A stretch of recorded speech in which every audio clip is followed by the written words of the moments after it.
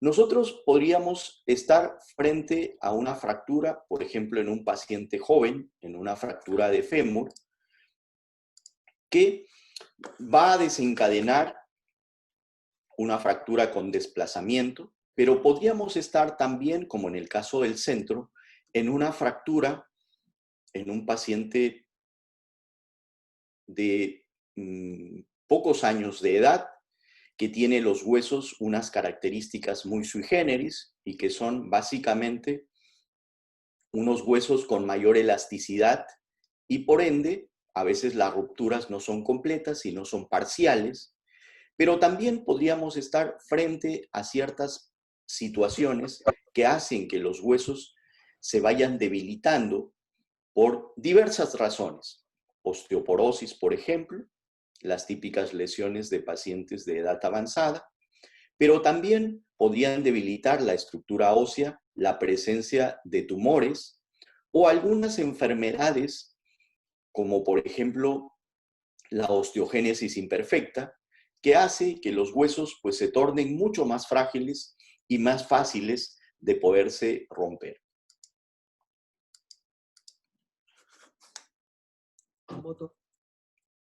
Perdón.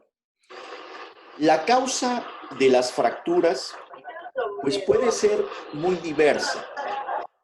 Hay algunas fracturas que se consideran fracturas patológicas, aquellas que son desencadenadas por caídas simples, es típico de pacientes de edad avanzada, donde una caída de su propia altura puede generar lesiones tan severas como una fractura de cadera. Pero existe también otro grupo de fracturas que tienen una característica muy especial y que se llaman las fracturas por fatiga o estrés. Estas fracturas no necesitan un traumatismo muy grande, sino más bien una carga muy mínima. Pero, ¿cuál es la característica? Que esta carga o presión sobre determinada zona del hueso es de tipo repetitiva. Se da fundamentalmente en deportistas y por eso se dice que puede generarse durante el entrenamiento o durante competencias donde los deportistas no tienen un descanso adecuado, lo que va a generar una alteración y un desequilibrio entre el proceso normal de resorción del hueso, es decir, de la pérdida de hueso, y la formación ósea. Lo que pasa es que nosotros todos los días, absolutamente todos los días de nuestra vida, vamos perdiendo hueso, pero a la vez vamos generando nuevo hueso, formando nuevo hueso. El problema es cuando se altera este equilibrio normal que existe en nuestro organismo, ya sea porque hay una mayor resorción ósea y por lo tanto, pues el hueso no se forma adecuadamente y entonces se va debilitando. Estas fracturas son muy frecuentes en los metatarsianos, por ejemplo, en el cuello femoral, en la rótula, en los sesamoideos de los dedos del pie. Entonces, es muy frecuente estas fracturas y hay que tener cuidado, sobre todo en la parte de la anamnesis, pues personas que, por ejemplo, han tenido caminatas prolongadas o deportistas, usualmente adolescentes, que tienen a veces entrenamientos muy rigurosos y que de pronto empiezan a tener dolores, es importante en estas ocasiones tomarles una radiografía porque uno puede estar frente a una de estas fracturas por fatiga o estrés. En la anamnesis, lo más frecuente es que haya un antecedente traumático. Les decía que puede ser un trauma de alta energía, como veíamos, un accidente de tránsito, un accidente deportivo, pero también pueden haber traumas de baja energía. ¿En quiénes? En pacientes que tienen osteoporosis, por ejemplo, y una caída desde su propia altura puede generarnos una fractura, ocasionalmente de cadera. Las personas, todos nosotros, el hueso más fuerte que tenemos en el organismo es el fémur. Y de allí que se necesite obviamente una energía muy alta para romperse el fémur. Pero pasa usualmente que en personas que tienen una calidad ósea muy magra, pues a veces caídas muy simples nos pueden generar una fractura del fémur proximal. En la clínica, ¿qué es lo que vamos a nosotros a evidenciar? Lo más característico en toda fractura es el dolor. No hay fractura usualmente que no se presente el dolor, es lo más típico, la presencia de dolor.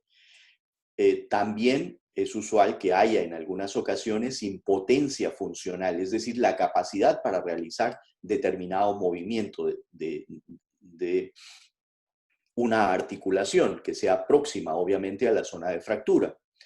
Las deformidades que pueden a veces estar presentes, sobre todo en aquellas fracturas con mucho desplazamiento, pero también en ocasiones hay fracturas no desplazadas donde no vamos a evidenciar mayores deformidades. La presencia de equimosis, es decir, a veces vamos a evidenciar a través de la piel zonas moreteadas, ¿cierto? Que lo que nos traducen es sangrado a nivel del tejido celular subcutáneo y la presencia de hematomas. Hematomas es una colección de sangre. Recuerden ustedes que los huesos tienen dos tipos de circulación. Una circulación que va por fuera del hueso, que se llama la circulación perióstica, que dígase de paso es la circulación más importante que recibe el hueso, y una circulación que va por dentro del hueso, por el canal medular, que es la circulación endóstica. Esa circulación es mucho menor. La formación de hematomas es frecuente en las zonas de fractura porque obviamente lo que vamos a encontrar primero es un sangrado en esa zona. La presencia de heridas, cuando a veces el trauma es de más alta energía, vamos a poder evidenciar asociada a las fracturas la presencia de heridas, y en ocasiones, pues cuando hay una lesión vascular importante, podríamos encontrar también la presencia de zonas de hemorragia.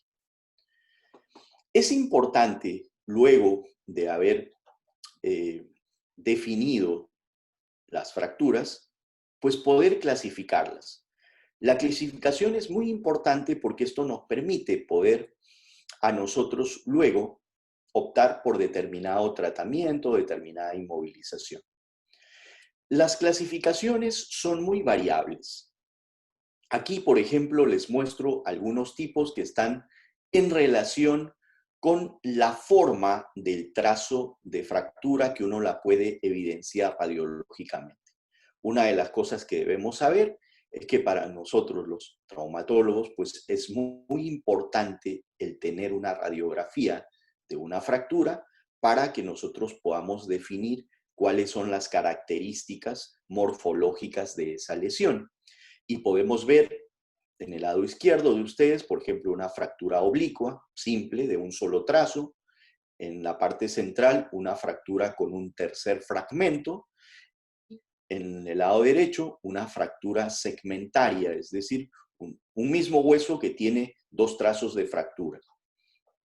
Pero también por la forma de la fractura podríamos dividirla en dos grupos, en fracturas de tipo simple en el lado izquierdo o fracturas que tienen más de un fragmento, que se llaman fracturas conminutas, ahí en el lado derecho.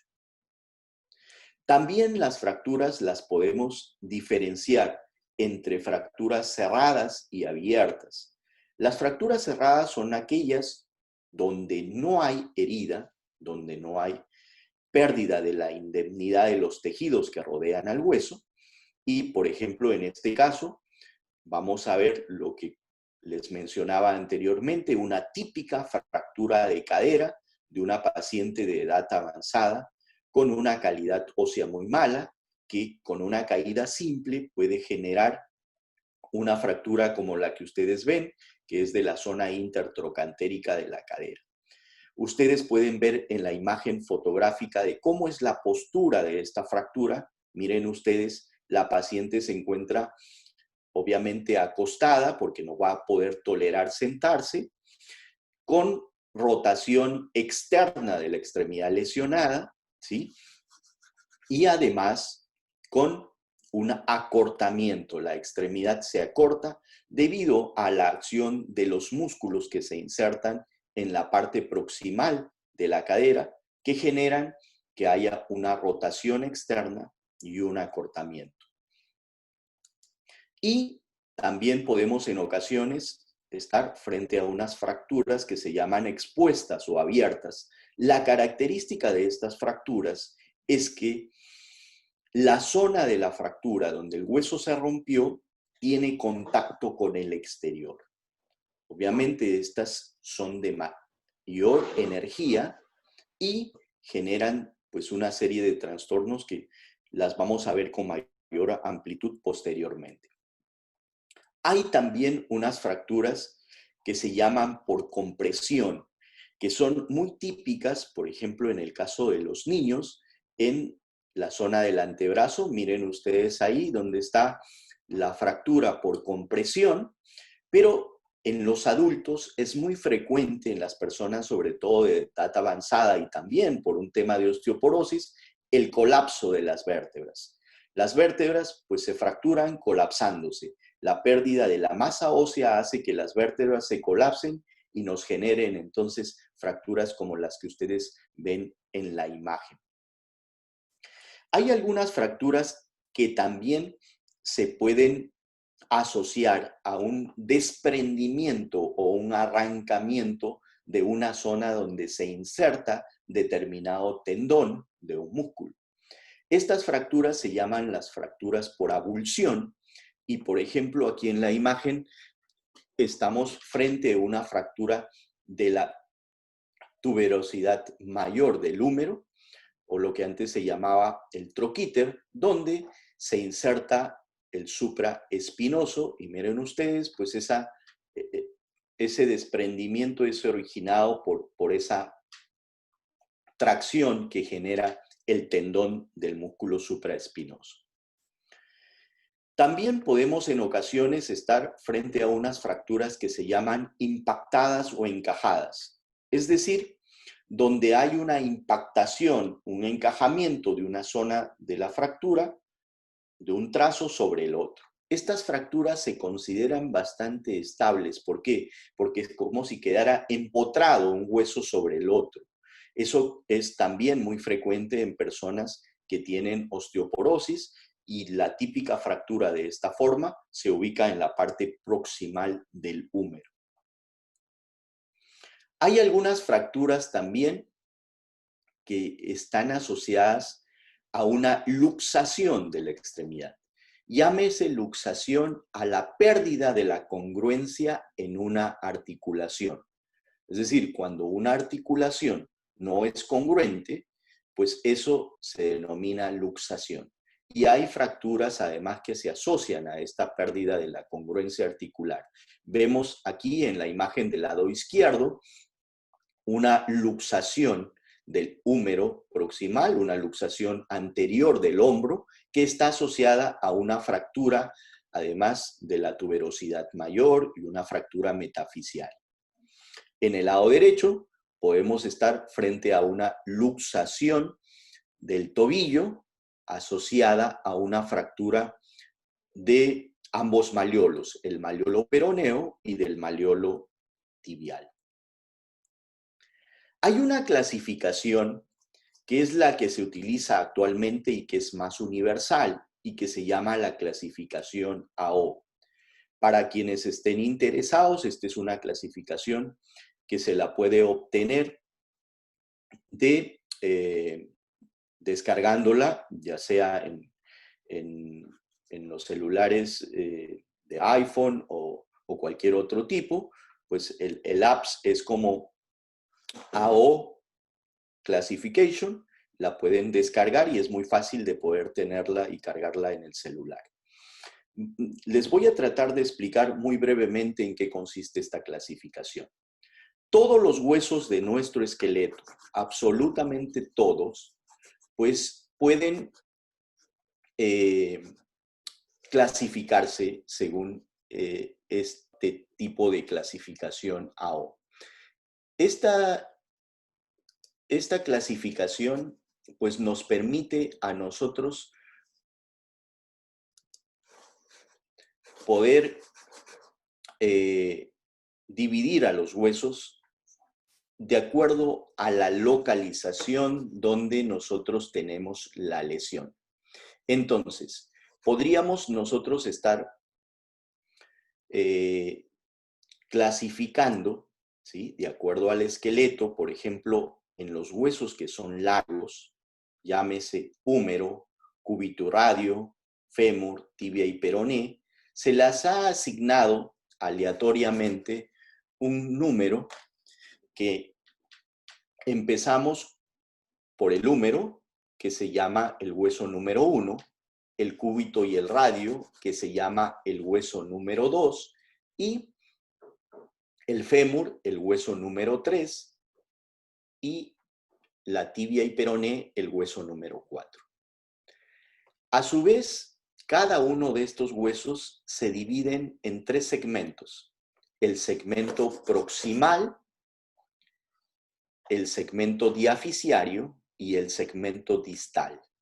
De tal manera que si nosotros estamos frente a una fractura del húmero proximal, podría ser el segmento 1, que corresponde al húmero, y por ser proximal, la zona 1. Es decir, la lesión estaría ubicada en el segmento 1-1. Si nosotros estamos en una tibia diaficiaria, podríamos llamar a esa fractura la localización como la zona 4-2. Entonces ya no, según esta clasificación, ya no tendríamos que optar por fracturas de húmero, fracturas de fémur, fracturas de tibia, sino más bien asignándoles letras y números para que nos puedan definir el tipo de clasificación. Parece un poco engorrosa esta clasificación, pero es bastante sencilla de poder hacerla porque es repetitiva.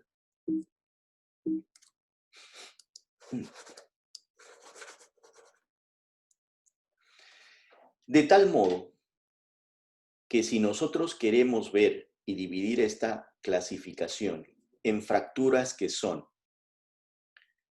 metafisiarias y en fracturas que son diaficiarias, podríamos valorar a las primeras como fracturas metafisiarias que no toman contacto con la articulación, fracturas metafisiarias que son las de tipo B, que toman parcialmente contacto con la articulación, y las fracturas de tipo C que toman un contacto completo de la articulación. Y para las fracturas diaficiarias, las podríamos tener aquellas que son de trazo simple, como de tipo A, las fracturas de tipo B, que son con un tercer fragmento, y las de tipo C, que tienen un fragmento con minuto. Como les decía, pues es muy fácil de poder obtener esta clasificación en el apps de su celular. Lo descargan como AO Fracture Classification, pero también ustedes tienen ahí donde está absolutamente toda la clasificación en este artículo del año 2018 del Journal Orthopedic Trauma. Si alguno lo requiere, este artículo, pues con mucho gusto yo se los puedo alcanzar luego, me dejan su correo y yo se los alcanzo con muchísimo gusto. Ahora, ya clasificamos, ya definimos, ya sabemos que estamos frente a una fractura. Ahora, ¿qué hacemos? ¿Qué tenemos que hacer nosotros cuando nos hallamos de repente en la calle frente a una fractura? A un paciente que tiene, obviamente, una fractura. ¿Qué hacemos? Haremos estas cosas de por aquí, nos iremos por acá. Entonces, no es lo más acertado, ¿cierto? Tendríamos que, en primer lugar, inmovilizar a la fractura. El tema de la crioterapia, es decir, la aplicación de hielo, es muy importante. ¿Por qué razón? Porque el hielo lo que hace es que nos va a producir vasoconstricción. La vasoconstricción va a hacer que haya menos proceso inflamatorio, menos sangrado en la zona y también nos va a aliviar el tema del dolor. hay que tener en consideración también la elevación de la extremidad afectada, porque obviamente al no haber movimiento va a generar que pueda edematizarse si es que nosotros lo tenemos el miembro inferior hacia abajo o alguno de los miembros lesionados hacia abajo. La movilización activa del resto de articulación para evitar precisamente una serie de problemas que puede generar una fractura. Nos vamos a detener un poco en la inmovilización de la fractura, que es lo que nos compete a nosotros hacer y aprenderlo bien en este momento. ¿Cuáles son los objetivos de inmovilizar una fractura? Es disminuir el dolor. ¿Por qué? Porque si uno inmoviliza, pues va a evitar que esos fragmentos de fractura se estén desplazando y me estén originando dolor en contacto con los tejidos blandos adyacentes a la fractura. Además, también la inmovilización de fractura evita incrementar el daño de los tejidos blandos, disminuye el sangrado al evitar que esto se esté en constante movimiento, pues la pequeña formación de trombos que genera posterior a la fractura, si esta fractura está en movimiento constante, pues esos trombos se sueltan y por ende continúa el sangrado.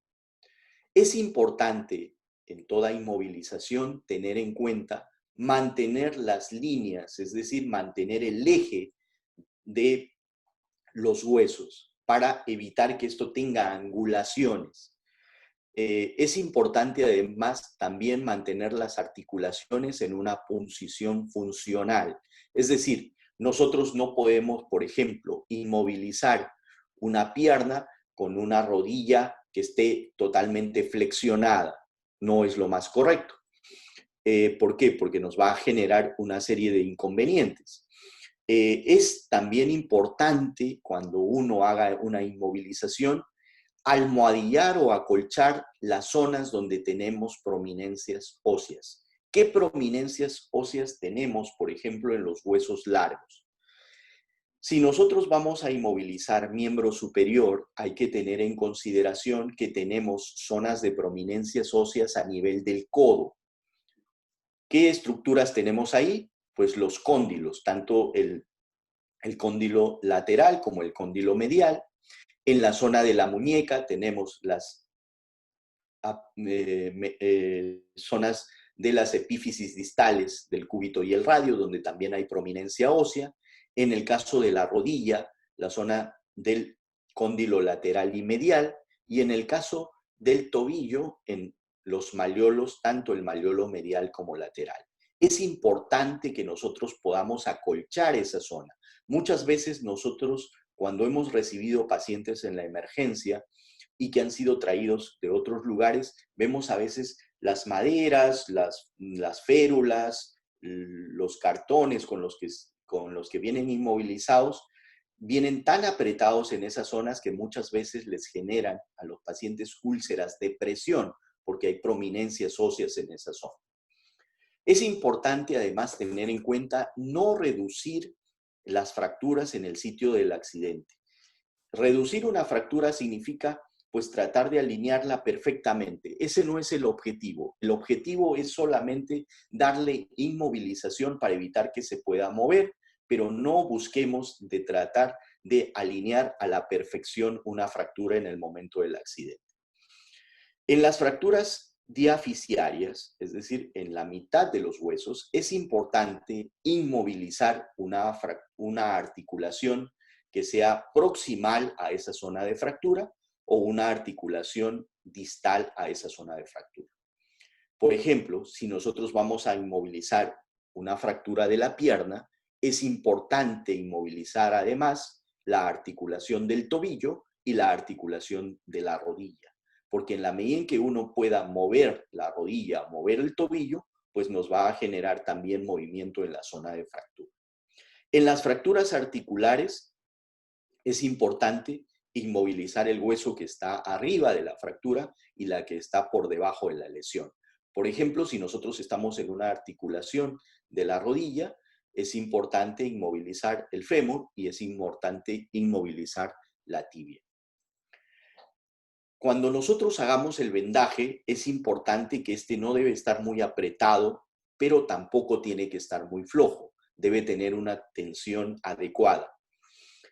Si existe una herida, es importante cubrirla con un apósito estéril. Si no, nosotros no tenemos un apósito estéril en ese momento, pues de repente un pañuelo limpio, una telita limpia que la podamos hacer con presión. No es bueno, muchas veces nosotros hemos tenido la oportunidad de observar en emergencia pacientes que llegan con torniquetes. ¿Por qué? Porque tienen a veces heridas muy pequeñas que ya veíamos nosotros que la zona de fractura produce un sangrado importante porque hay circulación alrededor del hueso. Entonces no hay forma de parar a veces ese sangrado y nos asustamos. ¿Qué hacemos? Más fácil un torniquete. Pues eso no es una medida adecuada. Lo que debemos hacer es comprimir esa zona, como en cualquier herida que nosotros tenemos, comprimirla y así evitamos un mayor sangrado. Se debe utilizar un vendaje apropiado también para cada área del cuerpo. Eso lo vamos a ver a continuación. ¿Qué materiales podemos hacer uso nosotros? Las férulas, que son objetos duros que sirven para limitar los movimientos, que pueden ser hechos de cartón, de metal, de plástico, de lo que nosotros dispongamos en ese momento. Y materiales que sirven para sujetar las férulas. Por ejemplo, las vendas elásticas, las gasas, pañuelos, cinturones, sogas, corbatas, lo que podamos disponer en el momento. Si nosotros estamos, por ejemplo, frente a una fractura de clavícula, en este caso derecha, o de húmero proximal, una de las cosas muy fáciles de poder inmovilizar estas fracturas es haciendo un cabestrillo, ¿no? Con un pañuelo doblado que va luego atado alrededor del cuello, como ven ustedes en la imagen, o ahora que es muy fácil también conseguir en las farmacias cabestrillos, por ejemplo. Pero, ojo, no usemos el cabestrillo de esa manera, ¿no es cierto? Que está totalmente mal colocado. En algunas ocasiones podemos nosotros, por ejemplo, inmovilizar algunas fracturas como las del codo y para ello, miren ustedes, pues en las fracturas del codo lo que podemos hacer es el codo, hay que inmovilizarlo en extensión. No se debe doblar el codo porque si no podemos por la fractura traer lesiones vasculares, lesiones neurológicas, y entonces el codo se debe inmovilizar en extensión. Miren ustedes ahí, estamos tratando de explicar que vamos a colocar alrededor de las zonas de prominencias óseas, ¿sí? En este caso estoy poniendo algodón, pero si no tuvieran algodón, pues una tela, lo que ustedes dispongan en ese momento. Entonces, tanto en el codo como en la muñeca, envolvemos para evitar la presión sobre esas zonas de prominencias óseas y luego, pues si tenemos, por ejemplo, como en este caso, un cartoncito que lo ponemos debajo y luego vamos deslizando nuestra venda en sentido de distal hacia proximal, ¿correcto? Y con el codo en extensión, recuerden, no en flexión, porque si no, pues ahí nos puede traer algunos problemas. Entonces ahí sí tendríamos que pedirle a algún familiar que nos ayude a sujetar el codo para que el paciente lo lleve el codo en extensión. En esa posición es como se debe inmovilizar las lesiones de codo. En otros casos, por ejemplo, en las fracturas de antebrazo o muñeca, ahí sí podemos hacer flexionar el codo. Igualmente tendríamos que proteger las zonas de prominencias óseas. En las zonas de prominencias óseas acolchamos algodón, tela, lo que nosotros tengamos, ¿sí? Y pues podemos poner una ferulita o un cartoncito en la parte inferior y luego empezamos a deslizar nuestra venda siempre de la zona distal hacia proximal. sin ajustar mucho.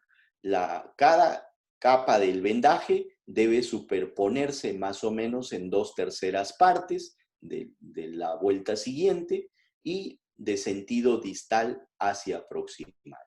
Y esto, pues luego podríamos complementar con un cabestrillo, ¿sí? Una telita que nos ayude a poder mantener y que el paciente pueda ser derivado a un centro de atención en mejores condiciones.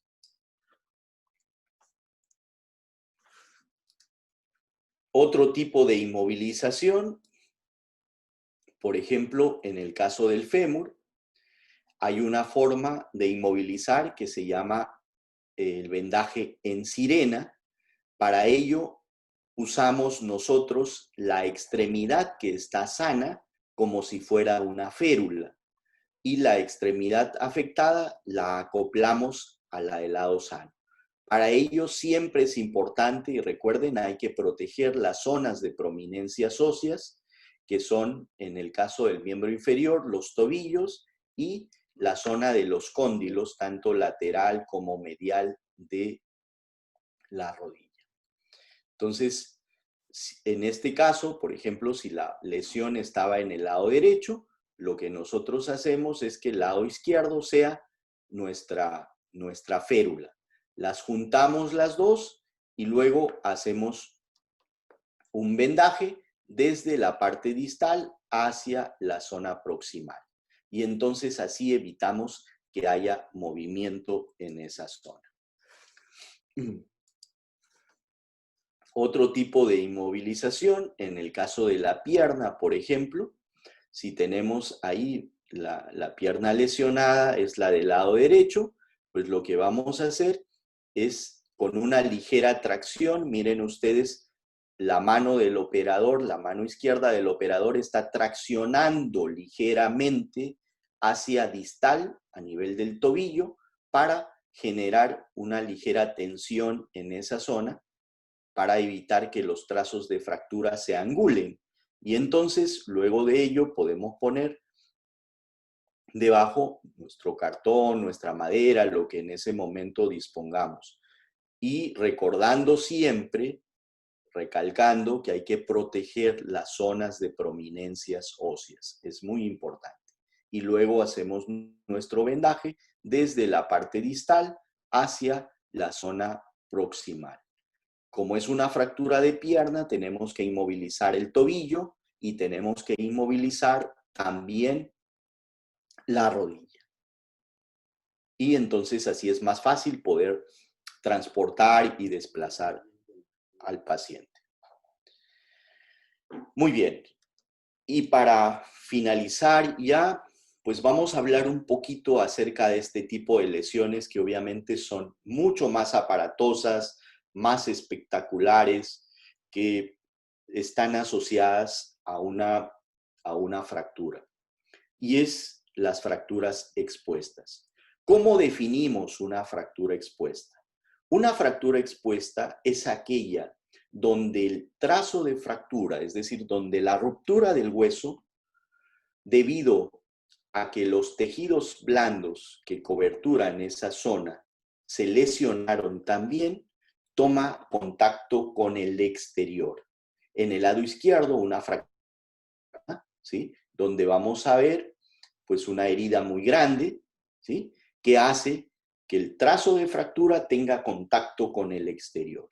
Y en el lado derecho vamos a ver una fractura de pelvis que se asoció a una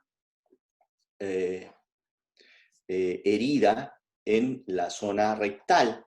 Y como ustedes ven, pues esta es una lesión también que se considera fractura expuesta. ¿Por qué?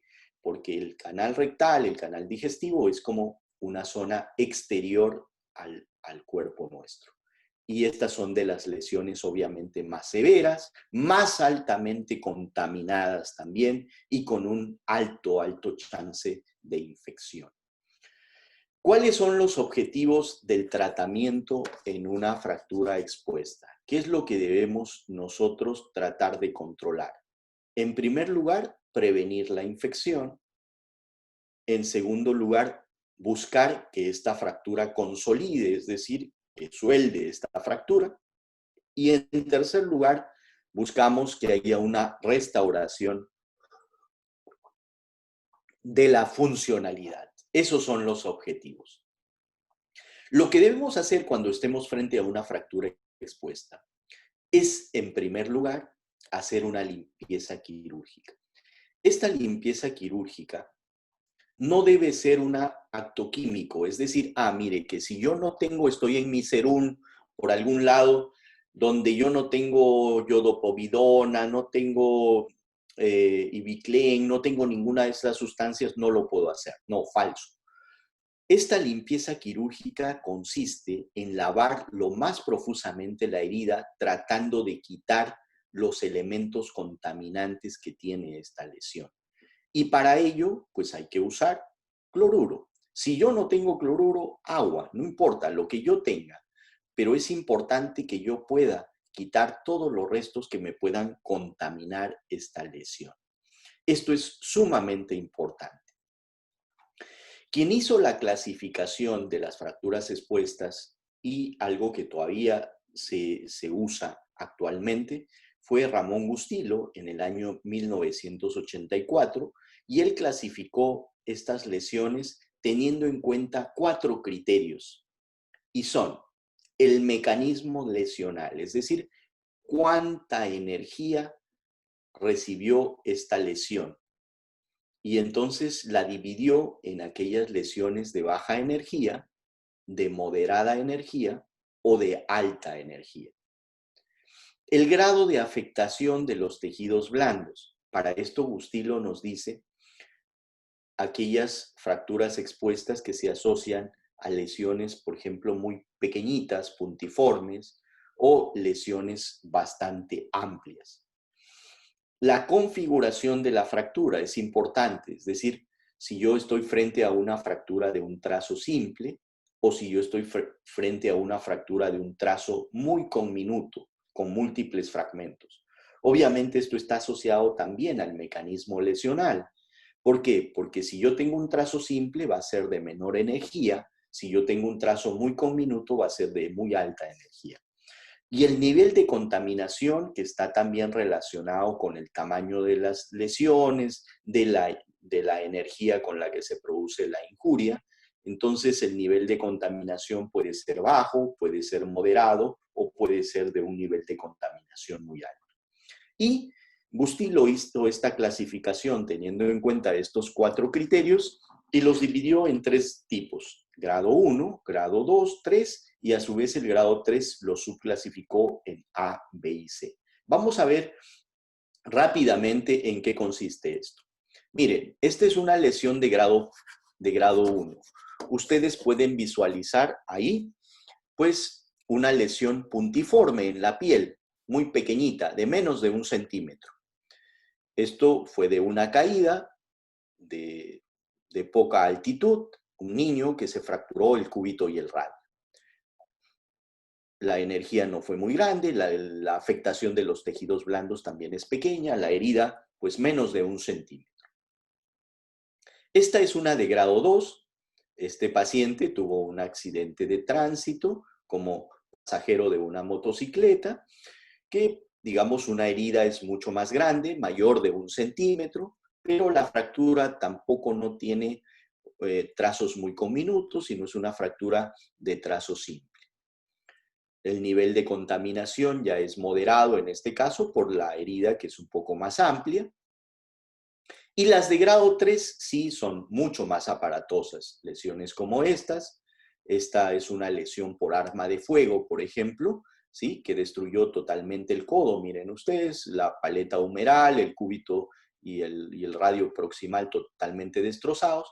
Pero la característica es de que estos colgajos que recubren a la lesión, a la fractura, pues no dejan visualizar totalmente los fragmentos óseos. A diferencia de esta 3B, donde miren ustedes, todo el cóndilo femoral está totalmente expuesto, hay una fractura de rótula del platillo tibial, es decir, una lesión bastante extensa, donde no hay cobertura del hueso por los tejidos blandos. Por lo tanto, la exposición es bastante amplia. Esta es las fracturas de tipo 3B. La contaminación también es de grado alto. Y finalmente las 3C, que pueden ser a veces lesiones tan pequeñas como la que tienen a la izquierda o lesiones tan severas como la que tienen en la derecha. Pero ¿cuál es la característica sine qua non de estas fracturas de grado 3C? Es que tengan una lesión vascular que necesariamente requiera hacer una revascularización, porque si no, se puede perder la extremidad. Es decir, es aquella donde nosotros necesitamos al cirujano de tórax y cardiovascular para que nos pueda hacer la reparación vascular y luego nosotros hacer la fijación de la fractura. Estas lesiones de 3C obviamente son más severas. ¿Por qué? Porque nos da un corto tiempo para poder hacer la revascularización, porque si no la extremidad se pierde. Hay algunos estudios que dan máximo 6 horas, algunos últimos que han salido hasta 8 horas, pero digamos no más de ese tiempo, porque si uno no hace la revascularización, se puede perder la extremidad.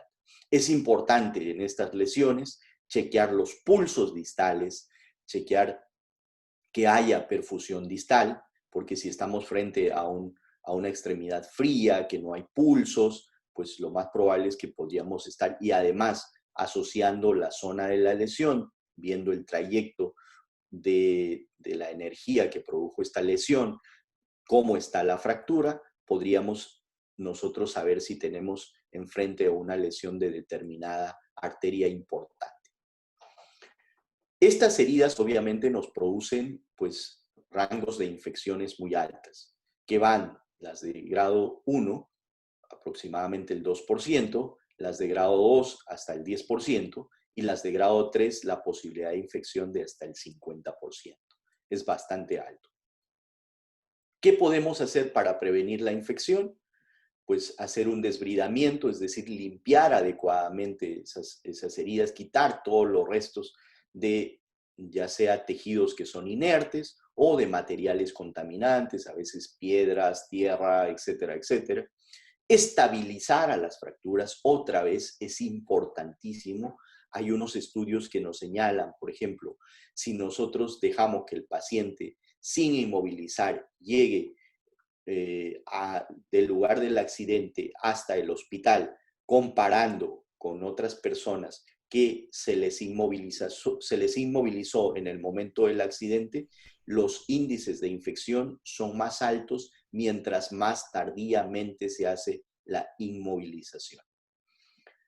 Hay que coberturar tempranamente los tejidos blandos para evitar las infecciones y los antibióticos tan pronto como sean posibles, ¿no? Se dice, hay algunos estudios que si se utiliza 3 horas después del trauma, el antibiótico, el inicio del antibiótico, tiene unos 6 veces menos riesgo de hacer una infección. Entonces, es crucial el antibiótico inmediato. Se recomienda cefazolina para las lesiones expuestas de grado 1, para las de grado 2 y 3 se recomienda cefazolina asociada a un aminoglucósido, en este caso la gentamicina, y para aquellos pacientes que tienen a veces heridas en el campo, donde hay mucha tierra, la posibilidad del Clostridium, pues hay que agregarles penicilina en altas dosis, ¿no?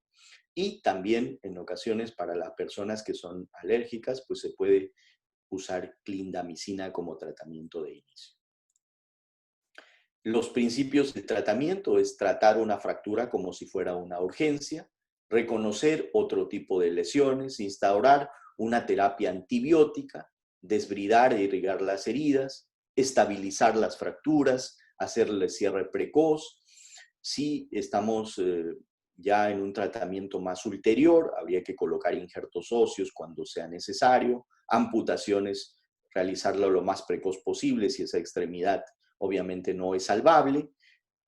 Ojo, también tener cuidado con el síndrome compartimental. Recuerden ustedes que el síndrome compartimental es el aumento de la presión dentro de un compartimento muscular que a veces puede llegar hasta comprimir los vasos sanguíneos o los nervios que discurren por ahí, y entonces representar una verdadera urgencia, porque cuando uno está frente a un síndrome compartimental, lo que tiene que hacer es descomprimir esa extremidad.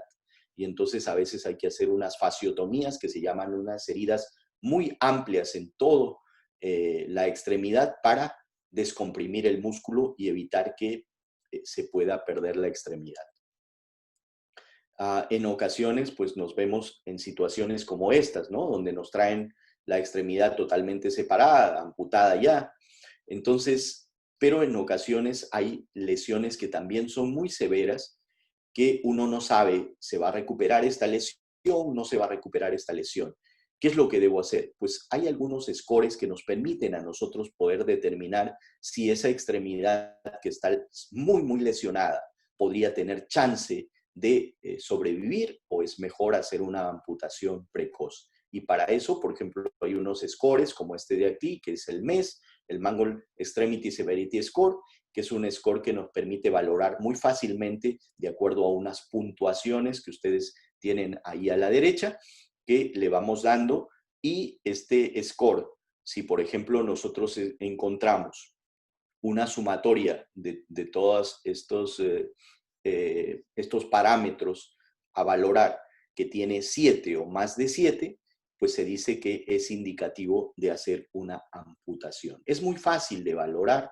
Por ejemplo, si nosotros valoramos los huesos y las partes blandas, que es el primer ítem, y nosotros vemos que tiene un aplastamiento muy severo, que ha sido, por ejemplo, en un trabajo forestal, que le cayó un árbol encima de la extremidad, pues eso le da un puntaje de 4. Si nosotros evaluamos el estado hemodinámico, que puede ser normotenso, que puede tener una hipotensión transitoria o una hipotensión prolongada, cada uno de estos tiene un puntaje. El tema de la isquemia, es decir, por eso es importante palpar los pulsos en las extremidades lesionadas, y luego la edad, que también me da un puntaje. Si la sumatoria de esto, ya les decía, tengo 7 o más de 7, pues eso es considerable de realizar mejor una amputación precoz antes de intentar salvarle la extremidad. Y este score pues ha sido validado por varios estudios. Uno de ellos es el que les muestro a continuación, que es tal vez el más representativo de todos ellos, donde el índice de 7 es 100% sensible para una amputación. Muy bien, yo creo que hemos tratado de resumir un poco lo de fracturas. Antes de concluir, solamente un modesto homenaje a una de las personas muy importantes en la Facultad de Medicina, el maestro Eduardo Rojas, que lastimosamente hace pocos días nos dejó, pero un reconocimiento sincero y enorme a quien nos dio la posibilidad de seguir en este camino de la traumatología. Muchas gracias a todos ustedes, gracias a Sosemun por la invitación, y pues estoy dispuesto a alguna pregunta que ustedes tengan que hacerla. Muchas gracias, doctor, por la ponencia, muy excelente, además también de los videos que nos complementa con la teoría, ¿no?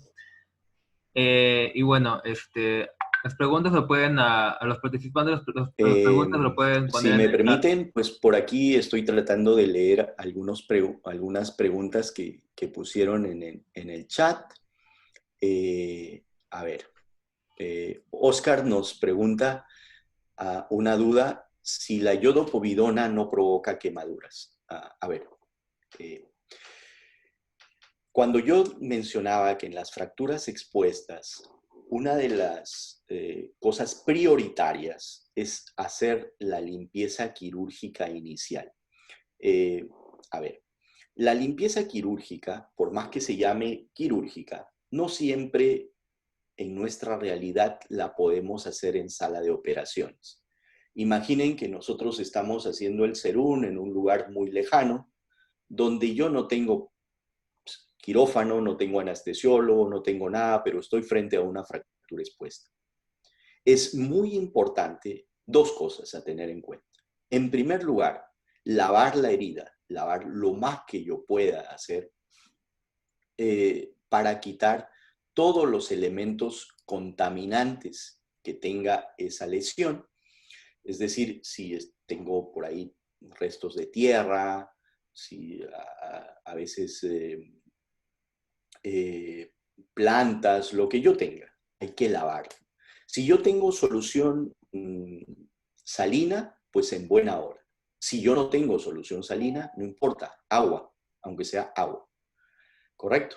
Pero una de las cosas importantes es, por ejemplo, no meter la extremidad dentro de una tina o de un balde. ¿Por qué? Porque recuerden que ahí hay recirculación.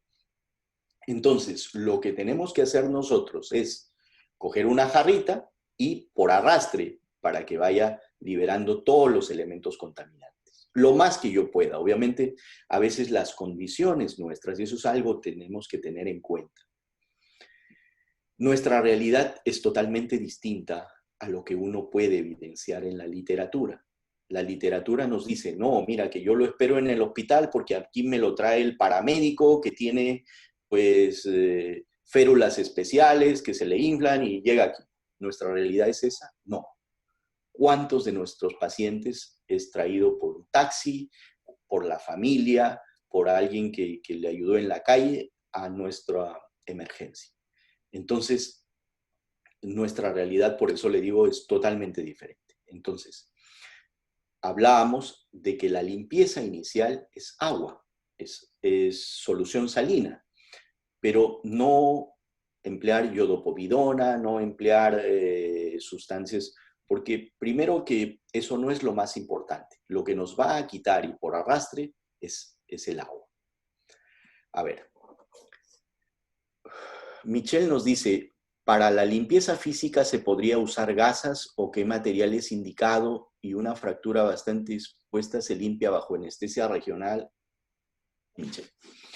Para la limpieza, pues idealmente si yo estoy, digamos, en un centro de salud, en una posta de salud, donde yo tengo gasas estériles, donde yo tengo todos los implementos necesarios, pues sería bueno hacerlo así, lavar lo más que pueda, poner antibióticos. Ah, mire que yo no tengo cefazolina, pero yo tengo en mi puesto de salud penicilina. Pues pongo lo que tengo, pongo penicilina. Porque recuerden que el antibiótico hay que ponerlo lo más precoz posible. Y cubrirlo luego con gasas limpias, ¿sí? Inmovilizarlo, es importante la inmovilización. ¿Por qué? Porque la limpieza y la inmovilización hacen que este paciente probablemente tenga menos chance de hacer una osteomielitis, que es una infección que lastimosamente aún en este año 2020 no tiene cura. Entonces, a veces cosas que podemos hacer por las personas, pues hacen que estas finalmente desencadene en una patología que la va a arrastrar por el resto de su vida. Ahora, Nelly nos pregunta si es necesaria la rehabilitación del miembro después de una fractura. Mira, Nelly, aquí estábamos hablando usualmente del manejo inicial de las fracturas, ¿correcto? Entonces, ¿cómo es que yo debo inmovilizar? ¿Cómo reconocer una fractura primero? Cómo clasificarla, cómo inmovilizarla. Ahora, estas fracturas pues, van a poder tener un tratamiento conservador, es decir, a veces puede uno tratar con un yeso o muchas veces terminar en una cirugía, operar una fractura. Cuando esta fractura, pues ya sea que uno lo opere, lo pone yeso, pues después de eso, obviamente para recuperar la funcionalidad, que es el objetivo final en el tratamiento de una fractura, pues tiene que hacer muchas veces terapia de rehabilitación, que no necesariamente es en los centros de rehabilitación. A veces uno le educa al paciente qué es lo que debe ir haciendo para que progresivamente pueda echar a funcionar esa extremidad que está lesionada. Lo importante es evitar la pérdida de la masa muscular. ¿Por qué? Porque esa masa muscular que se va perdiendo día a día con la inmovilización, pues hace que luego nos cueste un poco de trabajo poder recuperarla. A ver, Álvaro nos dice, para prevenir una pseudoartrosis podemos realizar algún tipo de seguimiento. A ver, ¿qué es la pseudoartrosis, Álvaro? La pseudoartrosis, bueno, es un vocablo griego, ¿no es cierto? Pseudo es falso, artrosis, articulación, es una falsa articulación. Se suele llamar pseudoartrosis a aquella zona donde la fractura se dio y que por alguna razón no consolidó bien y entonces genera un micromovimiento en esa zona, no se formó callo. Eso es una pseudoartrosis. Ahora, ¿cuáles son las causas de una pseudoartrosis? Pues que en esa zona no haya una adecuada irrigación, por ejemplo, en el hueso, por lo tanto los nutrientes no son adecuados para formar callo, o porque mi inmovilización, es decir, por ejemplo, yo le puse una placa o lo inmovilicé con un yeso, dentro del trazo de fractura se fue moviendo tanto que no le dio chance para formar una adecuada unión entre los trazos de fractura. Eso es una pseudoartrosis. Ahora, la pseudoartrosis, ya le digo, pueden devenir en el tratamiento, ya sea por un tratamiento conservador, yesos, férulas, vendajes, o por un tratamiento quirúrgico, clavos, placas, etc., ¿no? A ver. Ahora nos dice, en las fracturas expuestas, que además son conminutas, ¿se hace del mismo modo la limpieza quirúrgica? Sí, ahora. Las que son conminutas y, por ejemplo, aquellos trazos de fractura que a veces están, digamos, ahí libres en esa zona, sin unión de músculo, ya no nos sirve. ¿Por qué? Porque perdieron su irrigación. El hueso les decía que la mayor parte de irrigación del hueso viene de afuera ahora. Entonces, si yo tengo un hueso suelto, ese hueso suelto se va a necrosar. Muchas veces cuando nosotros hacemos una limpieza quirúrgica exhaustiva en sala de operaciones, sacamos un montón de pedacitos de huesos por ahí, porque sabemos que esos no tienen irrigación y por ende se van a necrosar, van a ir mal. Entonces un hueso necrótico, pues lo único que nos va a generar como chance es una mayor posibilidad de infección. Así que hay que sacar todo lo que no nos sirva. A veces no nos sirve piel, a veces no nos sirve músculo que ya está deteriorado, a veces no nos sirve hueso y hay que sacarlo. Y después ya veremos cómo se cobertura esa zona con injertos, con colgajos o con injerto de hueso, pero hay que sacar todo lo que no nos sirve. A ver, Mitzi nos dice si en las fracturas de tallo verde es necesario un vendaje o una inmovilización. A ver, Mitzi, esas fracturas de tallo verde son las que se denominan así, ¿por qué? Por la forma que hacen los huesos, se arquean al momento de la fractura, es decir, sufren una angulación, a veces incluso sin necesidad de romperse totalmente, sino a veces una sola cortical se rompe y entonces eso hace que se angule. Hay que tener cuidado con esas fracturas de tallo verde. ¿Por qué? Porque cuando la angulación es muy grande, nosotros, los traumatólogos, en ocasiones tenemos que romper completamente el hueso. ¿Para qué? Para que logremos alinear, porque si no, este hueso que está angulado siempre va a permanecer así. Ya le digo, nosotros conocemos algunos parámetros para determinados huesos, que es diferente en los huesos del antebrazo, es diferente en el húmero, es diferente en el fémur, es diferente los grados de angulación que nos permiten a nosotros poder hacer un tratamiento. Pero las de tallo verde también hay que tener cuidado. No son fracturas simples, ¿eh? Muchas veces hemos visto que los niños han quedado con angulaciones muy severas después de haber tenido una fractura en tallo verde, y entonces a veces esas angulaciones les traen problemas posteriores para la movilidad de las articulaciones, ya sea proximales o distales a esa zona donde se provocó esa lesión en tallo verde. A ver, Patricia nos saluda desde México. Dice, si se sospecha de una fractura de cadera, ¿cuál sería el mejor manejo primario? Excelente pregunta, Patricia.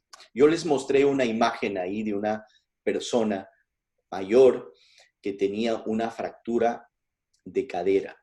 La imagen típica de esas personas es que tienen usualmente una rotación externa y una abducción. ¿Por qué? Por la inserción de los músculos. Aquí está. No sé si ustedes la ven ahí. Pues genera un acortamiento de la extremidad, genera una rotación externa y además, obviamente, el paciente tiene que estar en un decúbito dorsal obligado porque no permite ni siquiera tolerar estar sentada. Entonces, para este tipo de lesiones, realmente la inmovilización inicial es un gran problema. Es un gran problema. ¿Por qué? Porque recuerden ustedes que tendríamos que inmovilizar la articulación de la cadera. Y entonces, a veces se puede hacer como manejo inicial lo que les presenté ahí, el famoso vendaje de sirena, pero ojo, hay que tener cuidado, que eso tiene que ser por un tiempo muy corto, solo para transporte. Ahora, en la mayoría de ocasiones, las personas con fractura de cadera, lo que hay que tratar de hacer es sujetar para poder levantarla entre 2 o 3 personas que ponemos nuestra mano por debajo y podemos pasarla, por ejemplo, de su cama a la camilla, tratando de mover lo menos posible y encargándole a una persona para que sujete y genere una ligera tracción en la extremidad que está fracturada, con una ligera tracción para evitar que haya movimiento en esa zona de la fractura y le genere dolor. El problema es que si ustedes las ven acostaditas, sí, usualmente no tienen dolor. El momento del dolor está apenas se mueven un poquito. ¿Por qué? Porque la mayor sensibilidad, recuerden ustedes, no está dentro del hueso. El hueso no tiene inervación importante. La inervación importante está en el periósteo y está en los tejidos que están alrededor, músculo, cápsula articular, etc. Entonces, si uno la mueve con cuidado, pues no hay mucho problema. Entonces, estas son de las personas que, por ejemplo, nosotros sugerimos que sean transportadas en camillas, sin moverse mucho, ¿correcto? Porque en la medida en que uno las movilice, las hace sentar, pues va a generar un dolor intenso en esa zona. A ver, por aquí está Edward, que nos dice, en una persona con enfermedades como artritis, artrosis, ¿en cuánto perjudica el proceso de tratamiento de una lesión y en cuanto a la amputación de la extremidad, qué tanto influye? A ver, Edward, la artritis es una enfermedad sistémica, ¿no es cierto?, que nos inflama a todas las articulaciones del organismo, que a veces suele iniciar por las articulaciones de los dedos y que luego puede hacerse ya más sistémica y afectar a todas las articulaciones. Y la artrosis, ¿sí?, es básicamente una consecuencia ulterior a esa inflamación, pero también puede ser una artrosis per se misma, es decir, una enfermedad que solo nos genera artrosis. La artrosis es, en términos sencillos, un desgaste de las articulaciones que puede ser generado por una artritis o por un traumatismo, es decir, esta articulación se lesionó producto de un traumatismo, o que puede ser también generado por microtraumas repetidos, por ejemplo, en el caso de la obesidad y las artrosis de rodillas o de caderas o de columna, ¿no es cierto? Las personas que tienen una masa muscular, un índice de masa corporal alto, pues pueden generar mayor desgaste en las articulaciones de los miembros inferiores, porque obviamente están cargando más esas articulaciones y producen desgaste, pero la artrosis, digamos, es multifactorial. Ahora, si esto tiene que ver en algo con una fractura, pues digamos que no. Lo que sí representa un mayor problema en el tratamiento de las fracturas, en las inmovilizaciones, porque recuerden que la artritis ya es una inflamación de la articulación precedente, previa a la fractura. Entonces, en ocasiones, por ejemplo, personas que tienen fractura de cadera y que de repente tienen una artrosis de rodilla, pues a veces no sabe uno qué le duele más, la rodilla artrósica o su fractura de cadera que se acaban de producir, ¿no? Ahora, y en cuanto a la amputación de la extremidad, pues no tiene que ver con artrosis ni artritis el tema de amputación, Eduard, es totalmente diferente.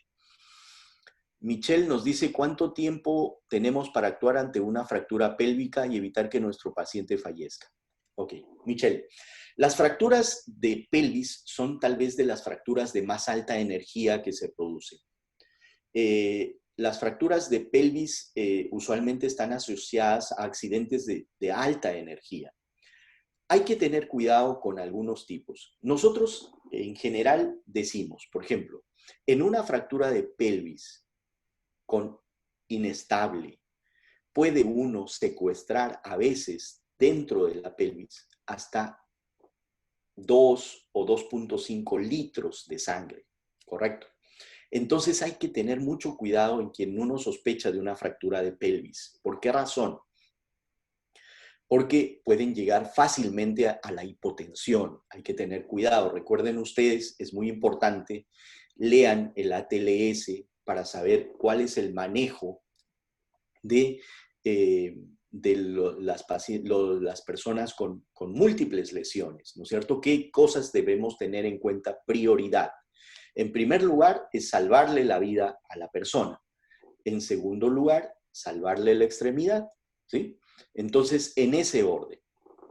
Ahora, si se trata de salvarle la vida, pues yo tengo que tener cuidado de que esa fractura de pelvis, que ya de por sí se está sangrando importante, pues me pueda llevar al paciente hacia un shock hipovolémico.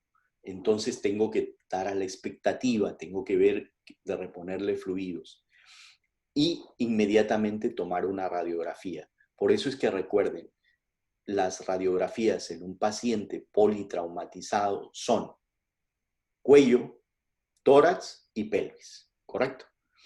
Entonces, en la pelvis, pues si yo, por ejemplo, tengo una de esas lesiones donde la pelvis se abrió, lo que yo tengo que hacer es cerrar. Y para eso, pues hay un dispositivo que es muy simple, que todos nosotros lo podemos tener, que se llama la faja pélvica, que es una sábana que se pone alrededor de los trocánteres mayores, ¿sí? Del trocánter mayor de las personas y se ajusta ahí. ¿Para qué? Para que esta pelvis que esté abierta se cierre, ¿correcto? Entonces, muchas veces esa simple acción evita mayores sangrados y nos da chance para que este paciente pueda llegar a un centro hospitalario.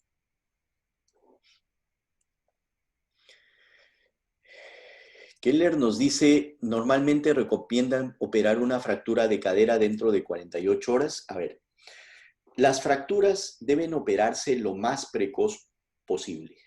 En fracturas de cadera se estudia bastante. Es tal vez dentro de las fracturas que más se ha estudiado de todo nuestro organismo. Y las fracturas de cadera hay estudios donde se han hecho comparación entre aquellos que se operaban en las primeras 24 horas, aquellos que se operaban en las 48 horas o aquellos que se operaban 3 días después. ¿Y qué es lo que se ha determinado? Que entre más precoz uno opere una fractura de cadera, sobre todo en estos pacientes ancianos que tienen, obviamente por una calidad ósea mala, es mucho mejor los resultados. Mientras más precoz, mejores resultados. Pero, ojo, también hay que tener en cuenta algunos criterios. Si de repente este es un paciente politraumatizado, y por eso les invitaba a leer el ATLS, porque nos habla, ¿no es cierto?, el ATLS de cuáles son las prioridades y ventanas que nosotros tenemos, porque de por sí, como se dice, ya la primera injuria, el primer golpe al paciente le provocó el accidente, y si nosotros lo sometemos a una cirugía, le vamos a generar un segundo golpe. Y entonces ese segundo golpe hay que hacerlo en mejores condiciones. No siempre, a veces se da de entre las primeras 24 horas, a veces hay que esperar. ¿Por qué? Porque a veces los tejidos blandos no estuvieron buenos o porque el paciente de repente tuvo un trauma torácico que hay que esperar que se recupere de ese trauma torácico, o a veces ese paciente tuvo un trauma encefalocraniano que hay que esperar también que ese trauma pues pueda estabilizarse mejor. A ver, luego está Nelly por aquí. En las fracturas del metacarpiano existe, con desplazamiento, existe completa recuperación. A ver, Nelly, las fracturas del metacarpo, si están desplazadas, si están con desplazamiento o con angulación, estas deben operarse. Usualmente no se trata conservadoramente. Muchas veces, en muchas ocasiones, a veces creemos que, mira, articulaciones pequeñas, dedos de mano, metacarpianos, no son tan importantes. Las más importantes son el húmero, el brazo, el fémur. No, no es así. Recuerden ustedes que la mano es muy importante funcionalmente para nosotros. Entonces, cada uno de los huesos también representa y tiene su relevancia para el momento de hacer la pinza. Si nosotros tenemos un metacarpiano que está angulado y que consolida con una angulación no adecuada, pues nos va a traer problemas en la funcionalidad de la extremidad. Así que por más pequeños que sean los huesos, igual tienen algunas condiciones y unas características importantes. En resumen, pues para ustedes, los alumnos, mi sugerencia es que sepamos qué hacer, cómo reconocer una fractura, cómo hacer un manejo inicial de una fractura, cómo movilizar al paciente en el manejo inicial. Y ya el tema del tratamiento de las fracturas, pues ya eso nos la deben dejar a nosotros los traumatólogos. Yo les puse una imagen por ahí muy que tal vez nos causa un poco de sonrisa, ¿no es cierto? Lo que vemos ahí y que todavía en nuestras realidades y a nivel de Latinoamérica también todavía, ¿no? Los famosos componedores, los famosos hueseros, pero recuerden ustedes que también estamos para educar a las personas y la educación va desde nuestra propia familia, ¿no es cierto? No es posible que ahora, en el 2020, todavía tengamos personas que piensen que hay que ir con el huesero porque hay que manipular una fractura. Recuerden que una fractura que se manipula ya tuvo una injuria previa que nos generó inflamación, desencadenó todos los mecanismos mediadores del proceso inflamatorio que nos generó dolor, inflamación y todo. Y nosotros vamos a un lugar donde nos van a sobar, nos van a masajear y lo único que van a originar es una mayor inflamación. Entonces, muchas veces, digamos, ese tipo de medicina va a ser peor para nuestros pacientes. Entonces tratemos de educar en nuestra familia, en nuestro círculo, en nuestro barrio, ¿no es cierto?, de que es importante que a uno lo pueda evaluar el médico y no un empírico. Ahora, perdonen, por aquí había una más, antes de irnos ya, el uso de analgésicos en una fractura. Bueno, lo que pasa es que estábamos hablando de manejo inicial, ¿no es cierto? Es muy difícil que nosotros a veces en la calle podamos tener un analgésico para poder poner al paciente. Pero bueno, hablemos de que nosotros estamos de repente en un centro de salud, en una poste de salud. El analgésico más importante que nosotros le podríamos brindar a un paciente es hacerle una adecuada inmovilización. Si esa extremidad no se mueve, no genera dolor. Entonces, eso es más importante que darle una ampolla de ketorolaco o que darle un tramadol, ¿no es cierto? La inmovilización, por eso es que hablábamos de una de las cosas que nos genera las inmovilizaciones es calmar el dolor, ¿correcto? Si yo inmovilizo adecuadamente, pues voy a aliviar el dolor. Y una de las cosas que quiero mencionarle además, siempre después de que hagan una inmovilización, un vendaje, lo que fuera, controlen ustedes los pulsos distales, ¿sí?, de la zona donde inmovilizaron, para evitar que de repente, a veces por el momento de la tensión de la fractura y esto, uno de repente haya generado mucha presión en el vendaje, ¿sí? Entonces es importante que uno siempre chequee que los pulsos, la perfusión distal, el paciente no tenga parestesias. Además es importante siempre preguntar, ¿no?, si el paciente está consciente. Si el paciente no está consciente, obviamente solo chequearle que los pulsos, la perfusión distal esté buena, porque en ocasiones también a veces exageramos con la tensión de nuestros vendajes y entonces generamos a veces compresión. ¿Correcto?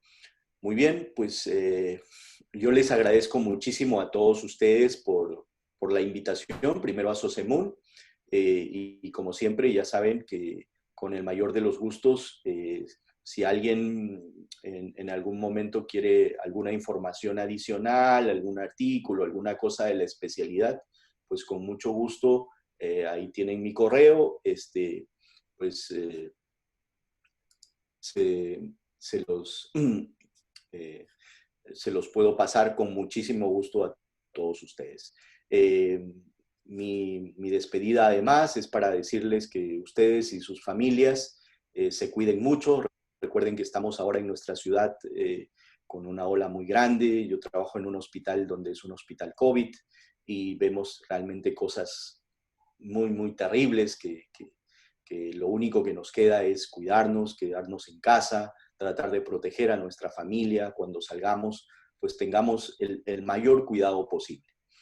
Así que muy buenas noches con todos ustedes, un placer realmente haber estado esta noche y que tengan un buen descanso. Muchas gracias. Muchas gracias a usted, doctor, por la ponencia. Y gracias a todos por participar. Muchas gracias y buenas noches a todos.